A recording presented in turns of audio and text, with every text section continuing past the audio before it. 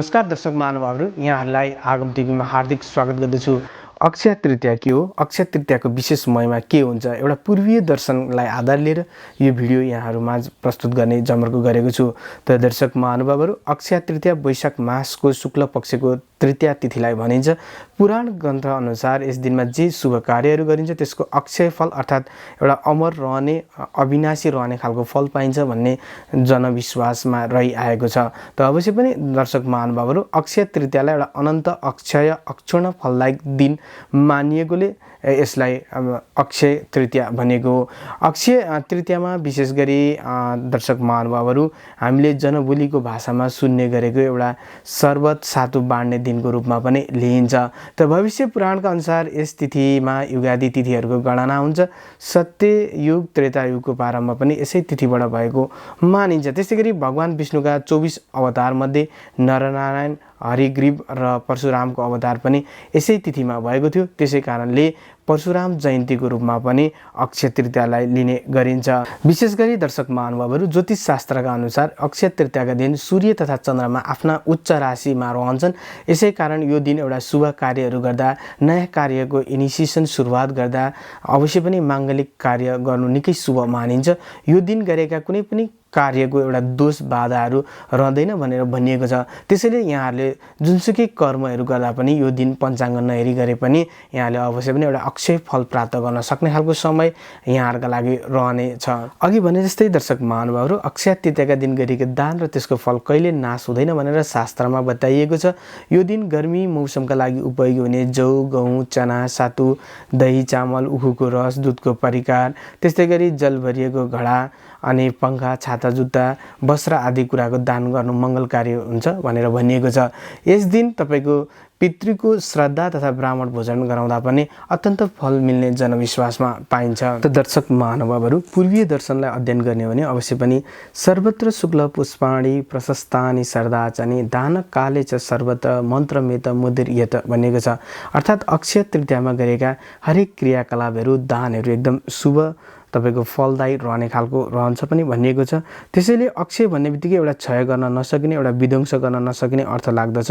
त अवश्य पनि दर्शक महानुभावहरू, अक्षय तृतीयाको एउटा पौराणिक महत्त्वलाई हेर्ने भने देवादिदेव महादेव र हिमालय पुत्री पार्वती बीच विवाह भएको दिनको रूपमा, एउटा तिथिको रूपमा पनि अक्षय तृतीयालाई लिइन्छ।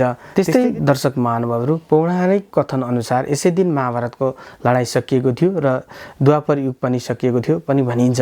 यसै दिन श्रीकृष्णले युधिष्ठिरलाई सोधेको प्रश्नको जवाब दिँदै आजको दिन जुनसुकै रचनात्मक सामाजिक कार्य गरे पनि त्यसको पुण्य प्राप्त हुन्छ। कुनै पनि नयाँ कामको सुरुवात थलानी गर्यो भने एउटा ख्याति जस रहन्छ भनेर पनि भन्नुभएको थियो। यस दिन विशेष गरी स्नान, दान, ध्यान, जप, तप, हवन, स्वाध्याय एवं पितृ तर्पण गर्दा पनि त्यसको ठुलो पुण्य प्राप्त हुन्छ भनेर पनि श्रीकृष्णले युधिष्ठिरलाई भन्नुभएको थियो। त्यस्तै दर्शक महानुभावहरू, यहाँहरूको कुनै काम रोकिएको छ, हाकेक ताकेका कामहरू बन्न सकेका छैनन्, व्रत उपवास गर्दा पनि यहाँहरूको मनोकांक्षा पुरा हुन सकेको छैन, जसको व्यापार व्यवसायमा निरन्तर घाटा भइरहेको छ, त्यस्ता व्यक्तिले अक्षय तृतीयाका दिन नयाँ हिसाबले नयाँ कार्यको सुरुवात गर्दा इच्छित वाञ्छित फल प्राप्त हुन्छ भनेर शास्त्रमा भनिएको छ। त्यस्तै गरी जसको कमाइ भएर पनि धन अडिँदैन, घरमा पैसा टिक्दैन, घरमा सुख शान्ति छैनन्, सन्तानहरू आज्ञाकारी छैनन्, तपाईँलाई यहाँहरूलाई सन्तानको सुख पनि राम्रो छैन, शत्रुले चौतर्फी रूपमा घेरा हालेको छन् अथवा जस्तो रोग ऋण शत्रुमा फसिराख्नु भएको छ, यस्तोबाट उन्मुक्ति पाउनका लागि विशेष गरी अक्षय तृतीयाको दिन व्रत बस्नुभयो भने यहाँहरूको लागि विशेष फलदायी रहनेछ। त्यस्तै गरी दर्शक महानुभावहरू, अक्षय तृतीयाको महिमालाई हेर्ने भने यसै दिन वेदव्यासले महाभारतको रचना गरेका थिए। यसै दिन दर्शक महानुभावहरू, 4 धाम मध्ये एक धाम बद्रीनारायणको ढोका पनि खुल्दछ। त्यस्तै वृन्दावन श्री बाँके बिहारीको मन्दिरमा श्री विग्रहको चरण दर्शन गरिन्छ, अन्यथा सम्पूर्ण वर्ष श्रीचरणलाई लुगाले ढाकिन्छ।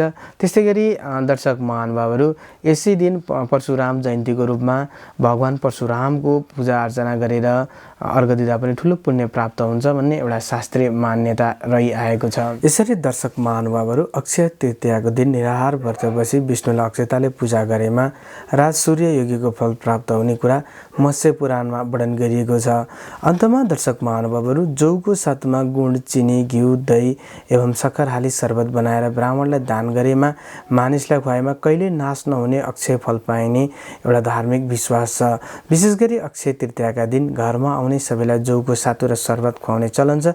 त्यस्तै गरी सार्वजनिक स्थलमा सबैजनालाई जौको सातु र शरबत बाँड्ने पनि प्रचलन छ। यसो गरेमा भगवान विष्णु खुसी हुने कुरा एउटा विश्वास पनि रहिआएको छ। दर्शक महानुभावहरू, शरबत र सातु दान गर्नाले यो लोकमा सुख र परलोकमा सद्गति पाउने धार्मिक विश्वास पनि रहिआएको छ। यसरी दान गर्नेहरूका पितृ पनि प्रसन्न हुने वैदिक ग्रन्थमा व्याख्या गरिएको छ। समुद्रमा पानी सकिए पनि आजका दिन दान गर्नेले पुण्य नसकिने कुरा पनि शास्त्रमा बताइएको छ।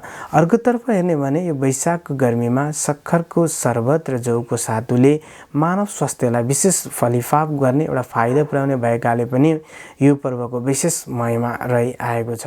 यहाँहरूलाई यो जानकारी कस्तो लाग्यो आफ्नो प्रतिक्रिया दिनुहोला भन्दै, यदि यहाँहरू ज्योतिष, वास्तु, रत्न, कर्मकाण्ड, पूर्वीय दर्शन एवं आधुनिक विज्ञानका बारेमा खोजी जिज्ञासा राख्नुहुन्छ, खुल्दुली छ, अथवा यहाँहरूलाई यस सम्बन्धी कुनै सल्लाह चाहिएको छ भने हामीहरूलाई सम्पर्क गर्न सक्नुहुनेछ। आजलाई पनि यहाँहरूको समय उत्तम तरिकाले बितोस्, बहुजन हिताय एवं जगत कल्याण गर्ने प्रेरणा मिलोस् भन्ने कामनाका साथ म प्रस्तुता भने बिदा माग्न चाहन्छु। नमस्कार।